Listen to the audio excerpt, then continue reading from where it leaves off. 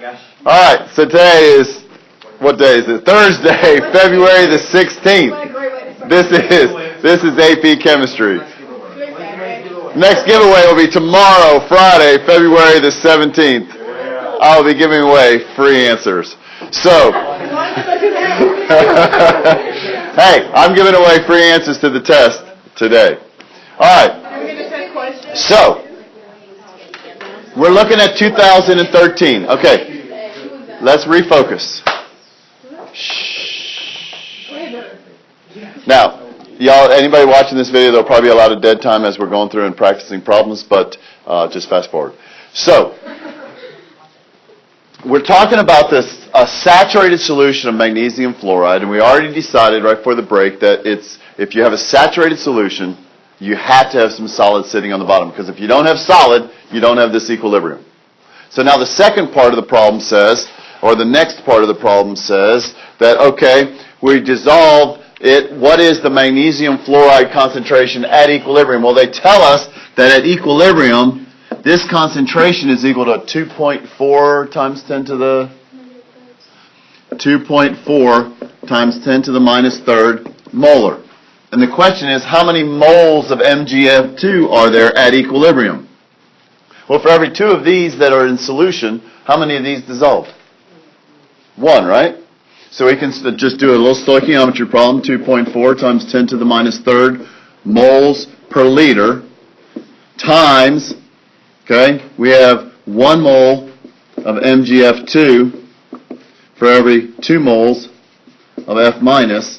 Now that's going to give me moles of MgF2 per liter. That's going to give me the molarity of the MgF2. That's going to tell me how much, that would be if it asks for the molar solubility. That would be your answer. Okay?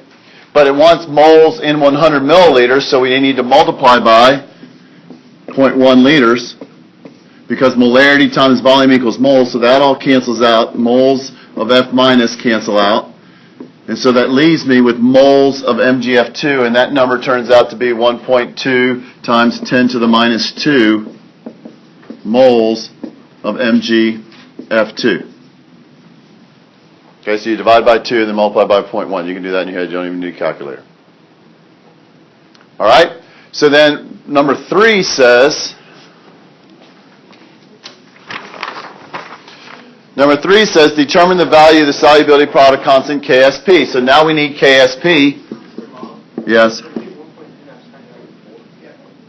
Oh, yeah, I went the wrong way. So you can do that in your head.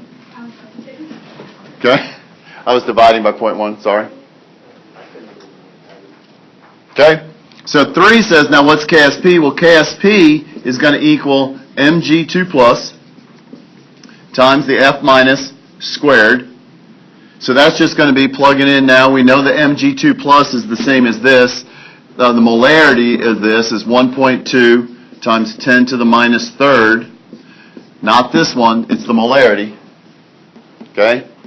Times the 2.4 times 10 to the minus third squared. What's that come out to?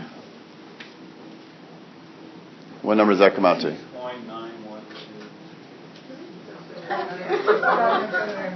6.9 times 10 to the minus 9th. Okay? That's equal to your Ksp. Okay?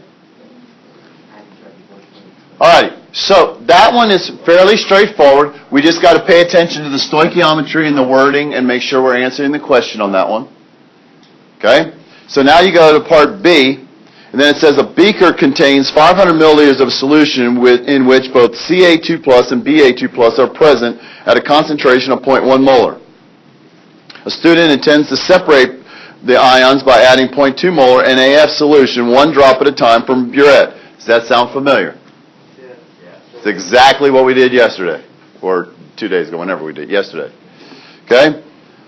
At 25 degrees Celsius, the Ksp for calcium fluoride is given, and the Ksp for barium fluoride is given. So this is what type of problem? Say that loud enough again. Which will precipitate first. Okay? So that's the first thing. So we need to know then, in that case, we need to know what are our concentrations of the ions, and what do we solve for? the concentration of the F minus, whichever one is going to be smallest, is the one that's going to precipitate first. So I want to leave these up here, so I have to erase this.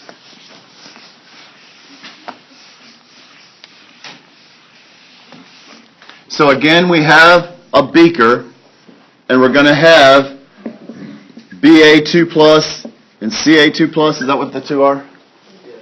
Okay, and then we're adding in, okay, there's our burette. We're going to add in F minus. Okay? So we know the concentrations of these two. It already tells us in the solution what they are. So it says it contains 500 milliliters in which we have both concentrations of 0.1. So we know the concentration of each ion. So the Ksp for barium fluoride, Ksp is given as what number? Somebody call it out. Barium fluoride Ksp. And that's going to equal the barium 2 plus times the F minus squared. And we know that the barium is plus 1, or 0.1. So that's going to equal 0.1 times F minus squared. So 1.8 times 10 to the minus 5 is equal to the F minus concentration squared. So F minus equals 4.2 times 10 to the minus third molar. Now we do the same thing for the calcium fluoride. What's its Ksp?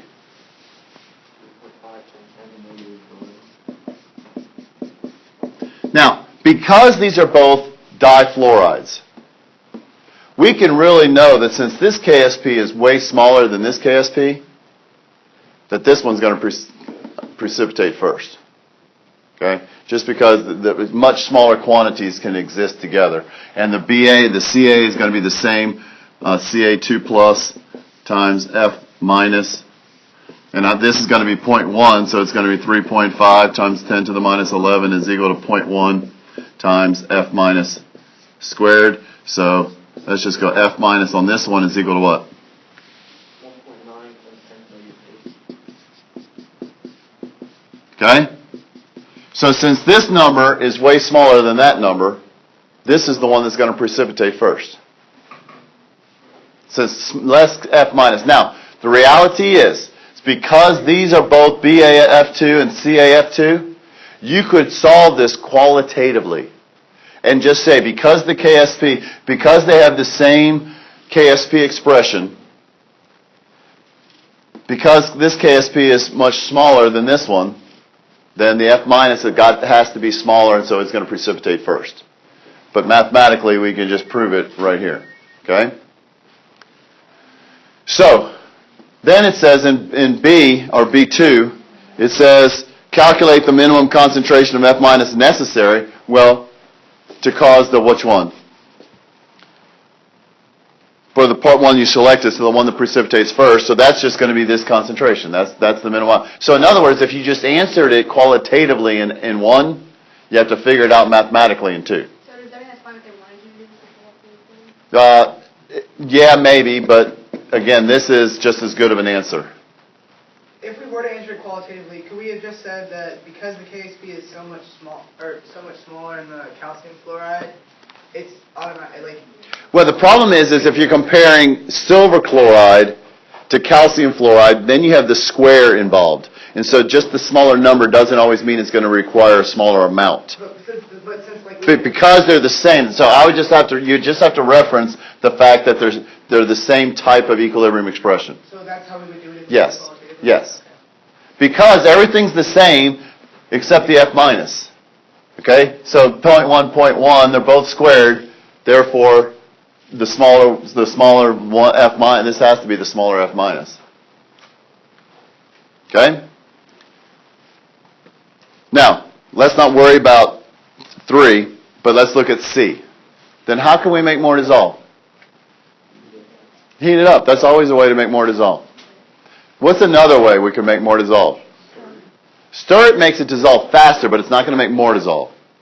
So let's make sure we understand that. Stirring it will make it dissolve faster, but not more. Crunching it up, it'll make it dissolve faster, but not more. Heating it up will make it dissolve faster and make more dissolve. What's another way we can make more dissolve? Add more water? Add more water. Decrease the concentration. Just add more water. Okay, this is so obvious, but heat it up is the best answer. Okay? It's so simple. I mean, but that's the way you generally, again, you get more sugar dissolved in hot water than you can in cold water. You make sweet tea when it's hot and then let it cool off. Okay? Okay?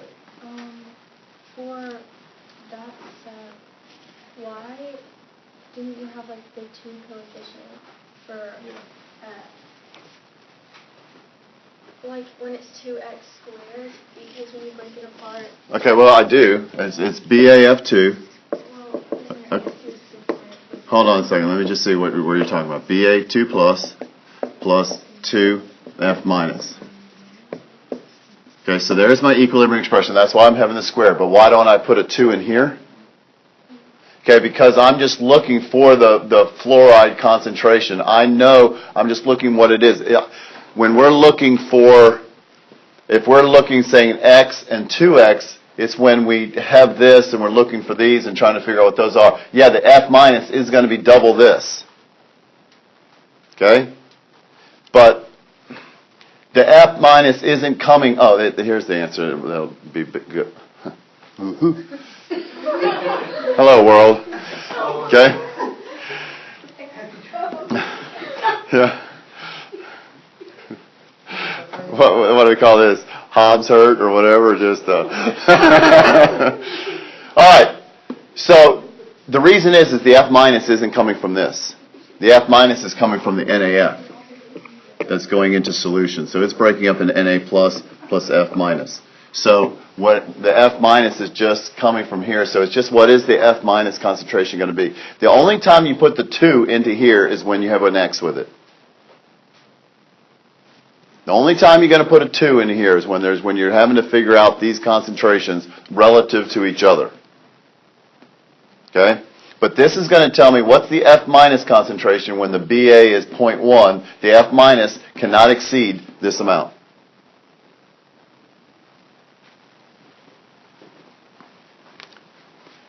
Okay. Now let's look at these examples that I have on the board.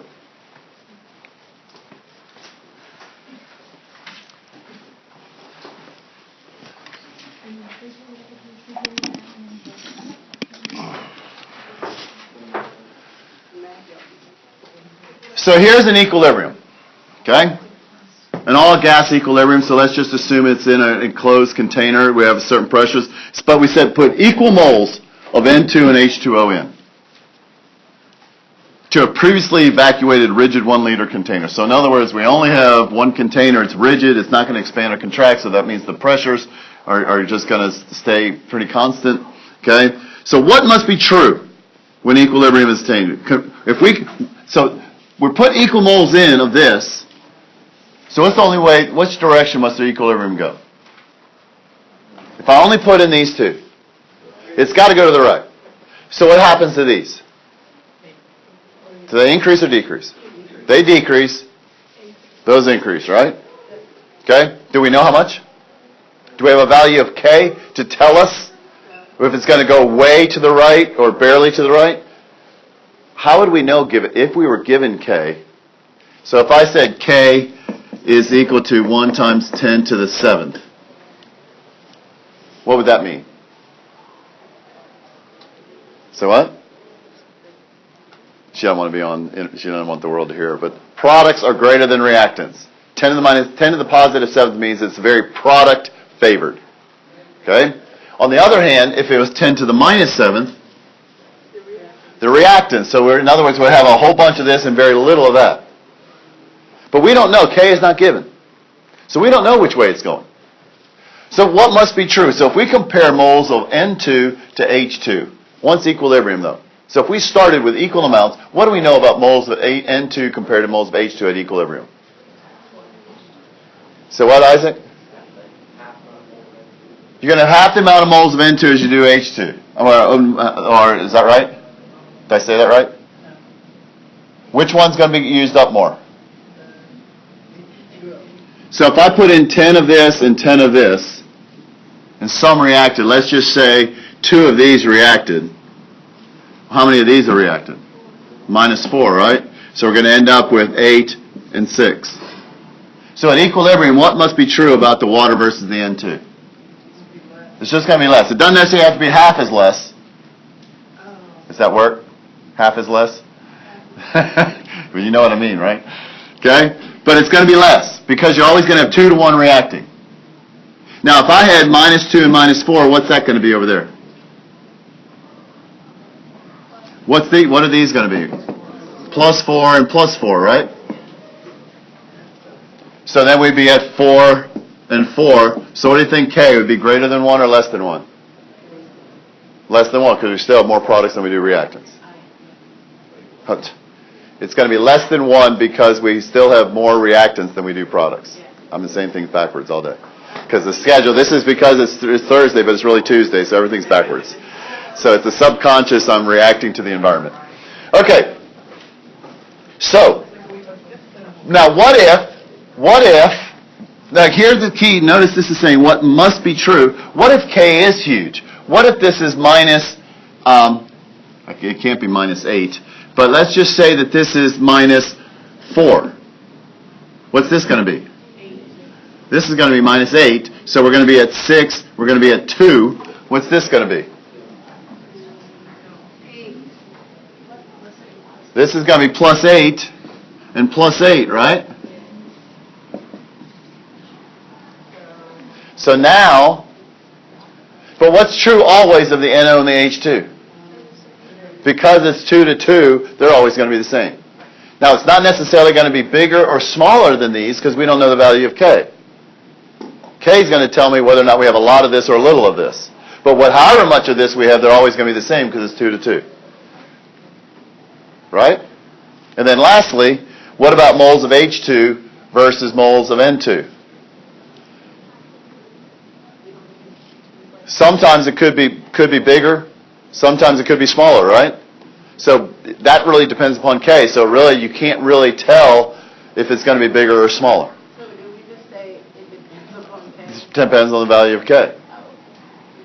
Okay, but this question could be asked in a variety of different ways where they give actual numbers and, moles of N2 must be greater than moles of H2 or moles of H2 must be greater than moles of N2, and along those lines. But you can't tell unless it's the value of K.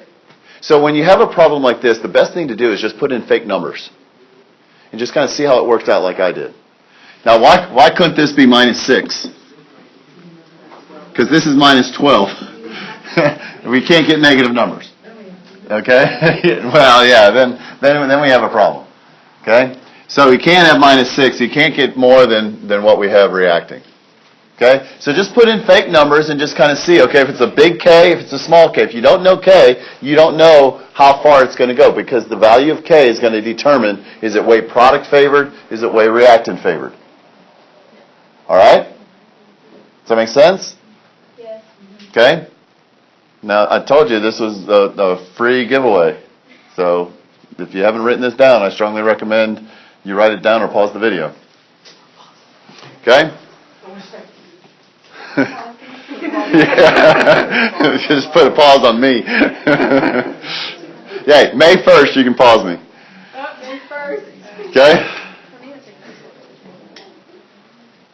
Makeup exam. You're doing the makeup chemistry? I'm not here.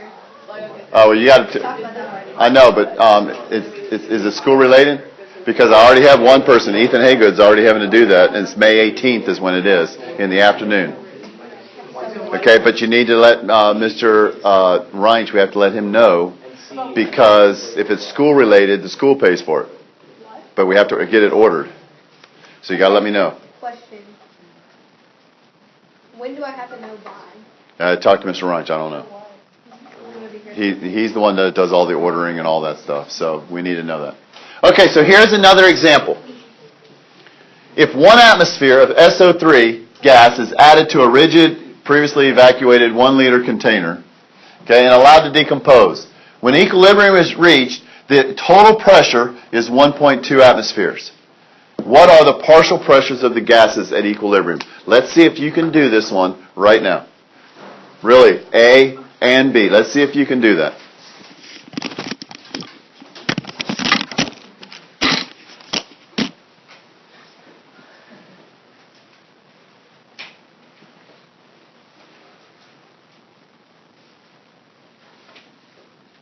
We've done several like this in the past. This kind of combines gas laws and equilibrium.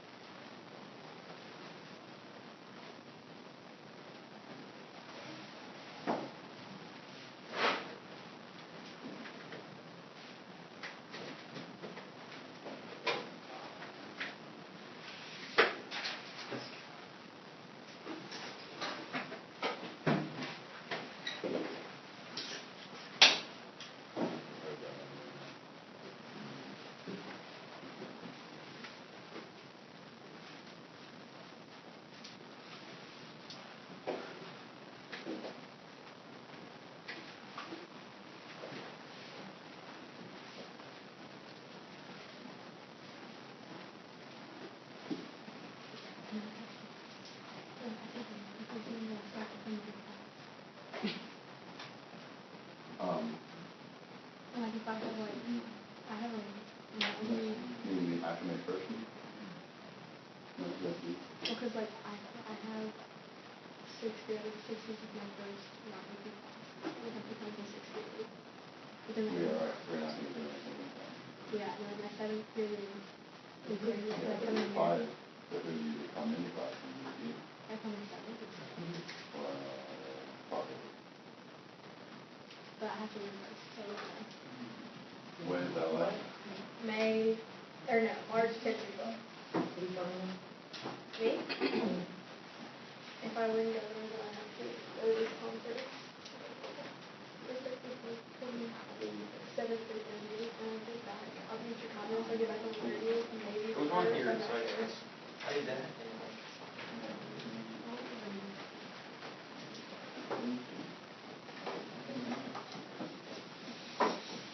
The reality is this should be a 2-minute problem.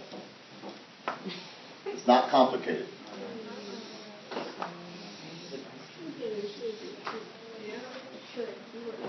Okay? If you know what to do, it's super quick. It's not a detailed problem. It's not like a which will precipitate first type problem. This is actually on an old AP test in the multiple choice. No calculator problem.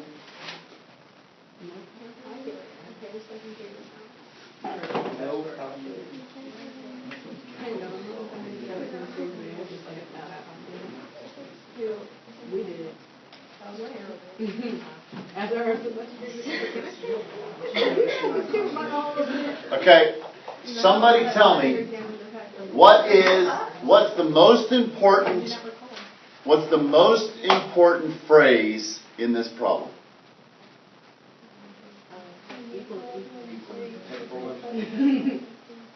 Okay, say that again.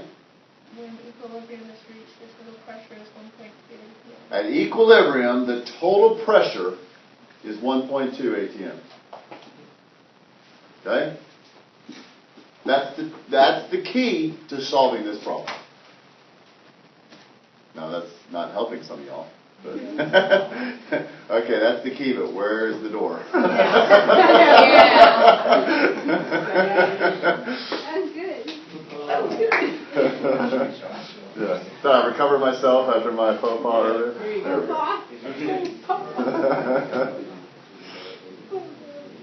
But can you just like show? Could you show me the door? Could you show me the door? So if the PT Open the door and better. PT is equal to 1.2 atmospheres, what's making up that pressure? All three of those, right? So that's equal to the pressure of the SO3 plus the pressure of the SO2 plus the pressure of the O2. Now, do we know what any of those are? We know the pressure initially was 1, right? Do we know how much goes to the right? No, we don't. Move. Okay? So we had 0 and 0. So what's my change going to be? What's my change going to be? Minus 2x 2x plus 2x plus x. So what can I do with that? So equilibrium is 1 minus 2x, 2x, and x. But how does that help me find the door?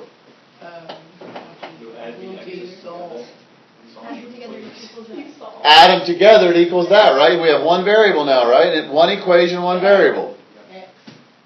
Thus, the key to solving the problem. And the key. And the kid. Whoa, so I want a door like that. This might be this is really the path to the door. I think we're taking too far. There's a certain way to know. Metaphor is stretched until it broke. Okay? Well, no, you finish it now. You can finish it from here. It's easy now. It's easy now. Huh?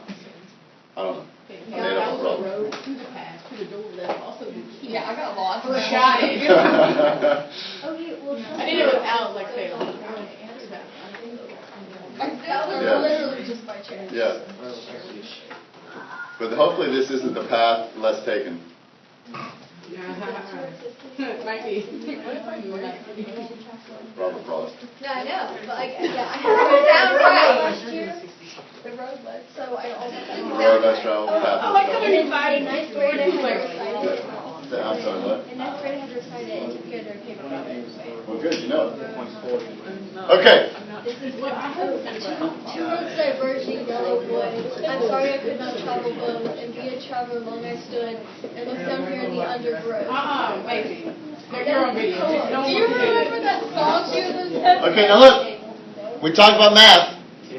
Yeah. Okay? 1.0 minus 2x plus 2x. Can we do that in our head? Yeah. Okay? Okay? So it's 1 plus x. Okay? So 0.2 is equal to x. So now we know that the O2 is going to be 0.2. The SO2 is going to be 0.4. And this is going to be 0.6.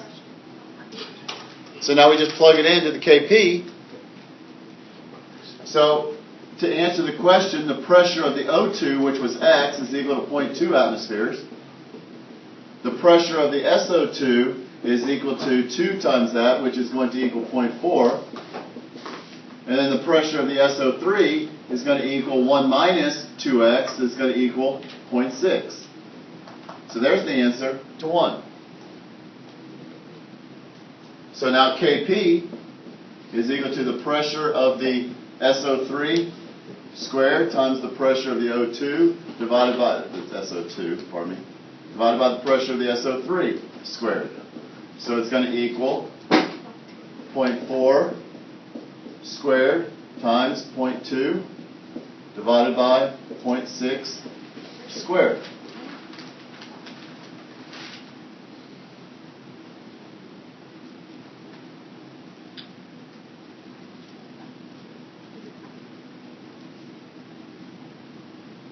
Now this one's probably a little bit more challenging to be able to do in your head, but hey, is the answer going to be greater than or less than 1? Less than 1, right? Okay, so that's the thing that you can do in your head. You can just tell that it's going to be less than 1. So is this going to be a product favored or a reactant favored reaction? Reactant favored, because Kp is less than 1. Yes. So you don't necessarily have to know to be able to answer that question. You just have to be able to know is it less than 1. Therefore, it's a reactant favored. Okay, what is the value though? 0.08. Wait, what? Oh. 0.089? Do I have two I got people? 0.89. I got 0.08 over point. It's 0.08. It's 0.08 and it keeps going. Point, no, 0.08 over 0.09. Which is 8 ninths, which is 0.88. Okay. The calculator usage, once again. It's not that hard to plug this. Okay, you said this was. Well, this may, what, y'all listen, ladies. I'm sorry. What you would have to be able to do on your, in a multiple choice without a calculator is just identify if it's greater than or less than 1. And we can identify, because the 0.6 down here and you got the 0.4 times the 0.2 makes that even smaller. And so therefore we know that the denominator is bigger than the numerator. And so therefore it's less than 1. That's all that's important. And therefore we know it's reactant favor. So when it goes towards equilibrium, okay, as it's going towards equilibrium, what's happening to the rate of the forward reaction? It's slowing down, right? Until, does it reach 0? It slows down till when? Which it means what? The forward rate equals the reverse rate, right? So it's going to start off fast, and then it's going to slow down. This is the rate. It's going to start off, and then it's going to slow down, and then it's going to level out until at equilibrium. But it's not going to be 0. It doesn't mean that the reaction stops, right? It means that we still have some going this way decomposing, but then some of this is going to come back together and recombine. Okay? Now, if this reaction were to go to completion, it didn't go to equilibrium, went to completion, what would the pressure, total final pressure be in the reaction vessel? No? That's at equilibrium. It's 1.20. What would it be if it went to completion starting with this?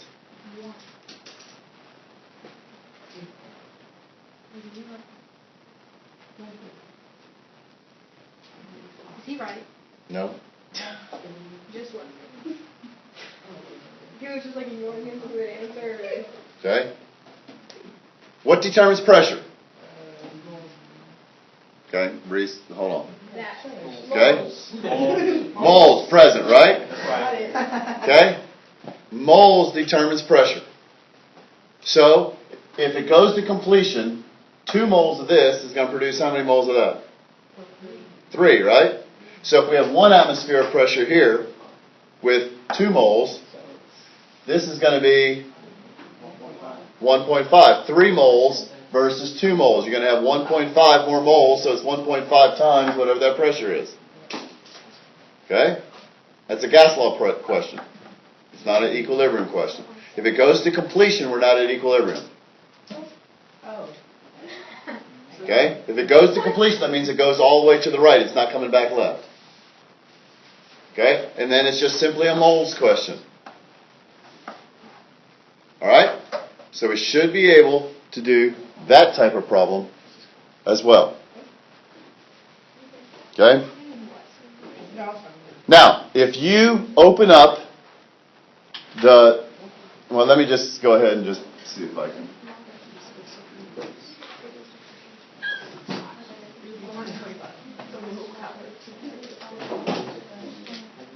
There's 1, 2 moles makes 1 ATM, so that means 3 moles makes 1.5. Yeah, I mean, we're leaving in 5 minutes.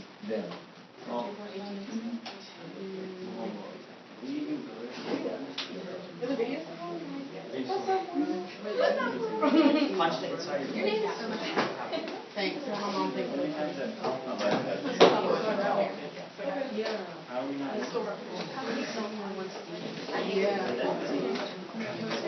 So, if we want to think now. Okay, listen. We want to now just look at, okay, well, what are our different types of equilibrium and how do we know what we're going to have to look for? In terms of general equilibrium, and as this is warming up, tomorrow we're going to work on Princeton Review, so bring your Princeton Review tomorrow. If you have it today, you can we'll make a stack if you want to leave a stack over there. Okay? Okay? Trying to appease those of you that are not athletic supporters. And so, okay?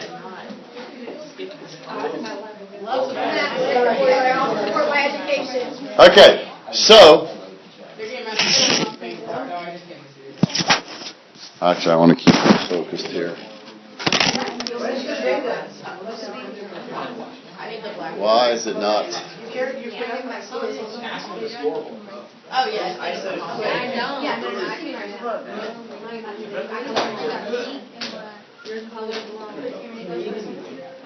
Hey, guys.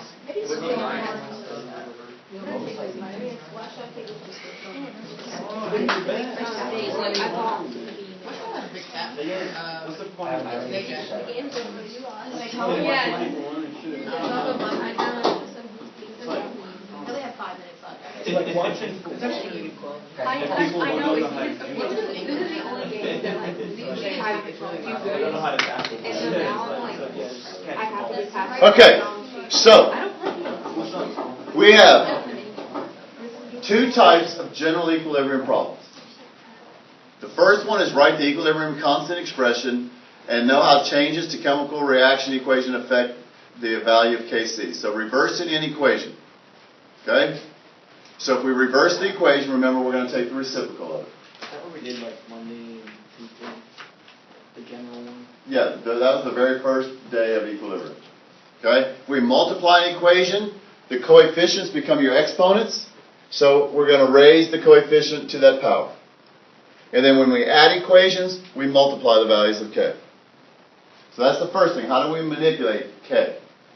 And then, Kathy, go ahead and just move that up for me. Just scroll on the mouse. Do we have access to it? Yes, this is on Classroom. This is what I put on Classroom. So if k is greater than 1, we just talked about that. K is product favored. If it's less than 1, it's reactant favored. Now we have two types of problems. So that's just being able to manipulate k. We need to be able to do that. So those are good multiple choice questions. So if I give you an equation and give you a new equation, what's the value of k going to be? All right? Two types of equilibrium problems. Given solubility information. So all the information is given for equilibrium. Okay? You may have to convert that to molarity. So it might be given in grams per 100 milliliters. But you're given some kind of solubility information. You just plug it in. Or we have an initial amount and then the percent reacted. We did several that were like that. The so many such and such percent reacted. That's your minus x. That's the minus 29.2%. So there were several practice problems that we did like that. Or we give an initial amount, then it tells you that there's a certain amount of one of the products at equilibrium. So from that then you have to figure out, again, well, what was the change? But from that, we can plug into the ice table and know all the changes and figure out your equilibrium concentration. So in all these cases, the solubility, we know all of our equilibrium concentrations, or we can figure them out. This was the one where we did it, where it said there's that many moles of sulfur, S2, at equilibrium, and then we just go and plug in the table. But there's examples in your notes for all three of these types. Okay? So that's... Shoot, why is it way over there? Okay?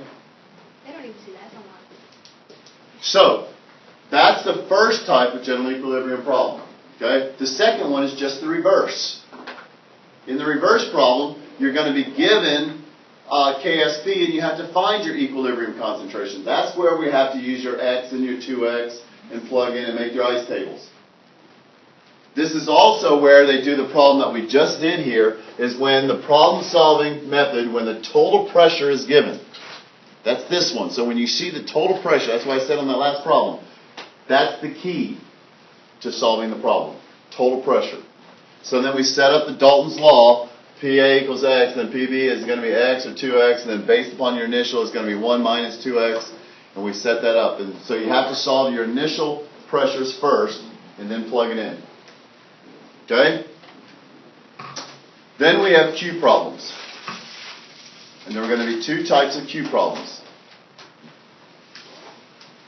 So here is what happens to the concentration of one of the reactants or products as the reaction goes towards equilibrium. So we don't know which way the reaction is going to go. We just have initial concentrations of everything. We don't know which way it's going to go. You have to figure it out. That's a Q problem. The other Q problem is the Ksp problem, to where we say, will a precipitate form? That's a Q problem. Okay? That's then you have to go through and calculate Q and compare to K. Okay, so we still got 2 minutes, y'all. We're all packing up. We've got 2 minutes. So scroll up again. Okay? So then we have Le Chatelier's principle. We should be able to know how the stresses are included. Changing the temperature is the only thing that affects the actual value of K. The equilibrium shifted. Now, hold on a second. Just leave these right here. Okay? These are pretty straightforward. I feel like pretty comfortable that you guys are good with this, and we know that adding an inert gas or catalyst. What does a catalyst do in terms of equilibrium? Speeds up the reactions, what is it? Equilibrium faster. It just gets you to equilibrium faster, but it doesn't change any of the concentrations of them. An inert gas changes the total pressure, but it doesn't change the partial pressures of the individual gases, which means it doesn't affect the equilibrium. There's one more. If we add water, adding water, diluting, and everything gets diluted equally, what does that favor? The more dissociated side. The more dissociated side, the side that creates more particles. Okay, and that was in our equilibrium lab, is when we added water to the cobalt chloride. It pushed it back to where it was more dissociated. Okay, so adding water always increases the dissociation. Then we have our 5 types of Ksp problems that we've been working on. Calculate Ksp given solubility, calculate molar solubility in pure water given Ksp, calculate a common ion, will a precipitate form, and which will precipitate first. And you just need to be able to find that. So this is the whole test right here. And then remember, everything in red are kind of the things we kind of highlighted. The amount, volume of the solution does not affect anything. Concentration will be the same. So if you have 500 milliliters, 1 liter, 2 liters, concentration is always going to be the same as long as you don't change the temperature. So that was the practice problem we did. You start off with 1 liter, you evaporate water off. What's the concentration going to be when it's at 500 milliliters? The same, because the equal amounts are going to precipitate out. What if we have solid sitting on the bottom and we go from 1 liter to 2 liters and we still have solid sitting on the bottom?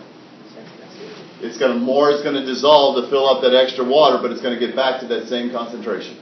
Let's say bonus or Bonus. bonus. What is bonus? What's bonus? Determine which will precipitate first, the selective precipitation. Bonus? Well, it was in years past. I don't know why I made it bonus, but I think, actually, I do believe that they've taken that off the Let's give it bonus. We can all get it. Yeah. All right, you can go. I don't know why they're not ringing bells. Yeah, I don't know. It's not like we. Because it's Tuesday schedule.